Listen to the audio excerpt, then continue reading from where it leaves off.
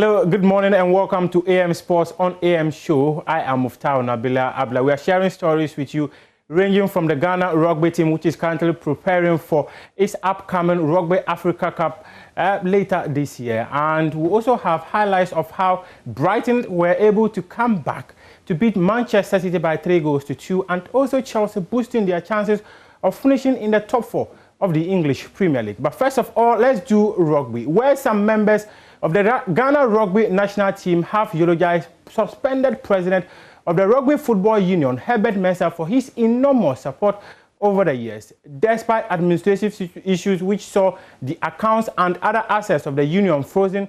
Herbert provided financial aid for the team to train ahead of the Rugby Africa Championship. My colleague Asari Bediako was at their training grounds and filed this report. Mission Kampala has begun in earnest. Get up, Prince, faster. Listen, your legs are too slow. You have to react faster, faster, faster. React, Prince. Get up, Prince. Get up. You need your stance on the ground. You need your stance on the grass. Your stance down. Now get up. Pump. Pump yourself up. Pump yourself up. Pump yourself up, Prince. Pump yourself up. Push, Prince. You are there. Now go up, Prince. Go up. Take it up. Hold down, Prince. The Ghana rugby football team are leaving no stone unturned in their preparation for this year's Africa Cup, which comes off in Uganda. The Eagles lock horns with the host nation on July 10 and go head-to-head with Algeria. 8 days later, the best two teams make it to the 2022 Rugby Africa Cup, which serves as qualification to the 2023 Rugby World Cup. The Eagles are in high spirits and focused on their training regime despite the recent developments in Ghana rugby. Here is Yaya Lukman, a key member of the team. From today, we forget those things. We focus on our goal. Right now, as we are standing right now, we focus on our goal, and we want those noise to disappear, and we will prove them wrong. Because right now, as things are going right now, is only one person that is still behind us, which is Mr. Herbert Mensah. The Ghana Rugby bank account has been locked, but still we are here. He's pushing with his own money, and we are still going forward. And we will prove people wrong. What people are thinking about him, or those people that stay away or turn their back on him, like we will just prove them wrong. We are here, we are training. If things were going wrong with Herbert Mensah, like we won't be here today and be training.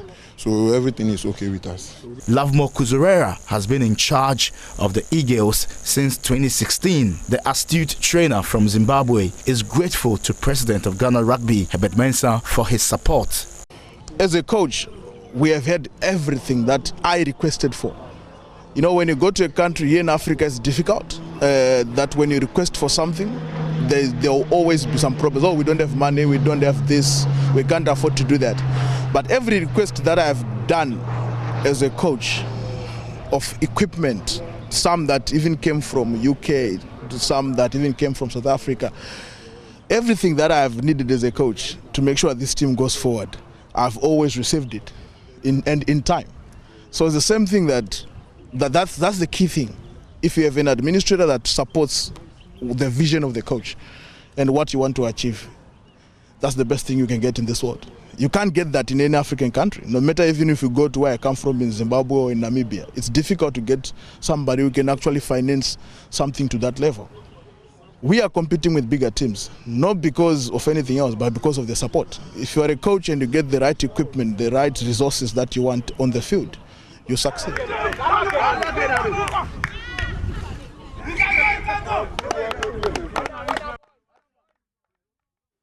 Let's go to the training grounds right now and speak to acting president James Nunu, who is at the training grounds of the team as they prepare for the tournament.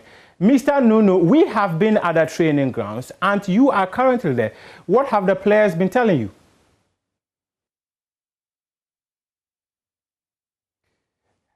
Hello, Mr. Nunu, can you hear me? Kindly unmute. Yeah, I can hear you now. Yes, please. I asked what the players have been telling you. Good morning to your cherished listeners. Let me make a little correction here. I am not the acting president. I am the vice president and the acting CEO and the acting chairman of the board. Herbert Mensah still remains the president of Ghana Rugby until we go to SGM. It is there that a decision will be taken. So we are managing the situation as it is now, hoping that we'll be able to resolve it before we go to the SGM. At the SGM, that is the highest decision-making body, and a final determination will be made on that. So I am not the acting president. I am the vice president, the acting CEO, and the acting board chairman. Okay, but in your statement released earlier this month, you had said that in the absence of Herbert Mensah, you were going to step in as the head of the Ghana Rugby Football Union. And you clearly in that statement stated that the work of Herbert Mensah is admirable and he has laid a proper foundation for continuity. So what is the difference between acting CEO, acting head of the board, and acting president?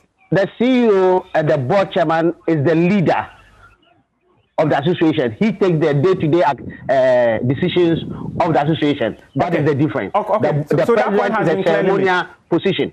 Okay, that point has been clearly made. Yeah. Now let's come and speak about your presence at the training grounds and what the players have been telling you. Well, we came to the training ground to have a tete-a-tete with them and to assure them that Ghana Rugby will not collapse.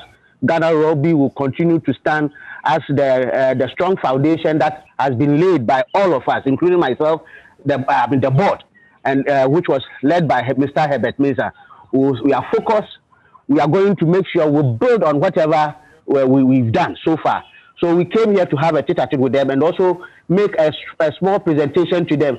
As we speak, we are bringing them some drinks and then water to make as a refreshment for their training. So basically, we are here to assure the players, assure the coaches, and assure everybody who is involved in Ghana Rugby.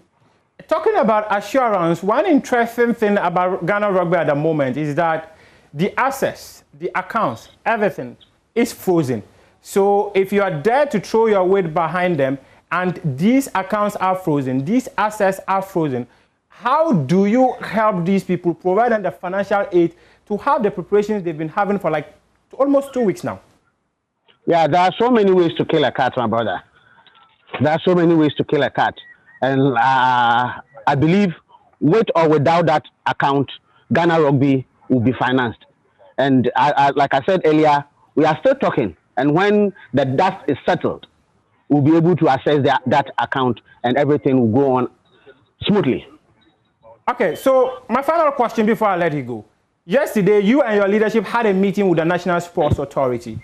And in that meeting, you were seeking the way forward in terms of the brouhaha surrounding the leadership.